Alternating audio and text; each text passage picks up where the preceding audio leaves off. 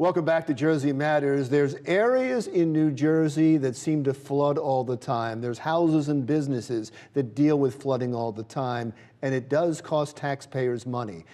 One person who has to deal with this problem all the time is Tony Macdonald, who is the director of the Urban Coast Institute at Monmouth University. Thank you, sir. Thanks for coming back. I appreciate it. Thank you for inviting me. I know in some communities like Little Falls, they've just bought out houses. Right. Is that the solution everywhere? It's very much part of the solution. So there is something called the National Flood Insurance Program, and part of that does allow for buyouts in some cases. But certainly after Sandy, we saw a circumstance where actually we did have some funding to buy out some houses. But again, in that case, there was a community consensus that really you needed to buy those properties out, and you look for the funding to do it over time. I'm not sure you can do that everywhere in New Jersey. It's a very high real estate state. Some of these folks have lived in their houses for a long time. So how do you actually balance the equities of people continuing to live in their houses and the local tax base of the communities with a buyout program over a long period of time? But we have to pay for it anyway, right? We're going to have to pay for it eventually. So the question is right now, people usually like to delay their payments. They don't want to pay for it now. So it would be very costly to invest upfront in mitigation and restoration. We should. FEMA has a mitigation program where every town in New Jersey is required to develop a flood mitigation program, including considering options about how do they buy down this what's called a repetitive loss properties. So the state of New Jersey and every town does have a plan to start to address that issue. Again, but it's going to take a lot more money than we've budgeted for it so far. And it is the repetitive flood properties that you mentioned a moment ago, because you went right to Sandy, and Sandy, let's hope, is a once-in-a-generation storm. Let's hope that we don't have to face that again. That's not the biggest problem, is it? It's the properties that flood on heavier than normal rainfall. Well, there's two. And again, there's two things, which is not only the big storm, but also the ones that form what's called nuisance flooding or daily flooding. So in New Jersey, a lot of our damage from coastal storms isn't necessarily storm surge, it's flooding. You know, we have intense storms. It's not only the coast that has this area of Passaic. We have a lot of areas that are regularly flooded as a result of high rain events and nor'easters, which tend to be more about the amount of water. And people are saying, as a result of climate change, that we might have even more intense storms. So what is the answer? If it's not buying out the houses, what is the answer? No, an answer is to start to buy out some of those houses, but also develop communities. I think it's a long-term economic development plan. This is where are those people going to live? How do you create an economic base for those communities to continue to thrive if they're going to in the future? You can't buy out a piecemeal property, buy out one house here and one house there and have an impact.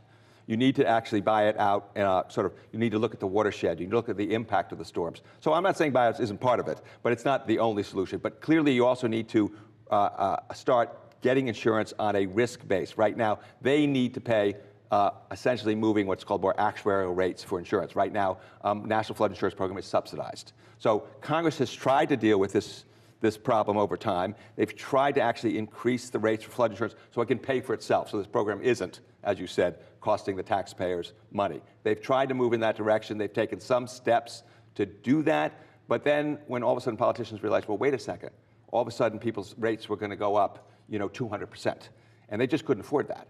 They've actually now sort of backed off that a little bit, and they're gradually increasing those rates. So I think it's a combination of trying to actually get the flood insurance itself back on a kind of a risk-based, cost-based, so it pays for itself, and starting to do some buyouts as well as investing in things like wetland conservation. Let's leave that flooding for a second and get back to storm surge, because I said that I believe Sandy is once in a generation. Maybe it's no, you just made a face. I was going to let you get away with that a little bit. All right, go ahead. You disagree. That's the thing. People think, it's a 100-year storm. That means it happens once every 100 years. That doesn't mean. That means every year you have a 1% chance that it's going to happen. So it's not that. Are we more susceptible now to that kind of storm? We're not necessarily more susceptible. We continue to build in New Jersey. This is why part of the reason we have so many repetitive loss properties is we're a densely developed state. Many of the development was actually before the flood insurance program. So we do have a legacy of building in harm's way. We didn't know it at the time. We weren't quite as aware as we are now of the impacts of these storms. So we have more building,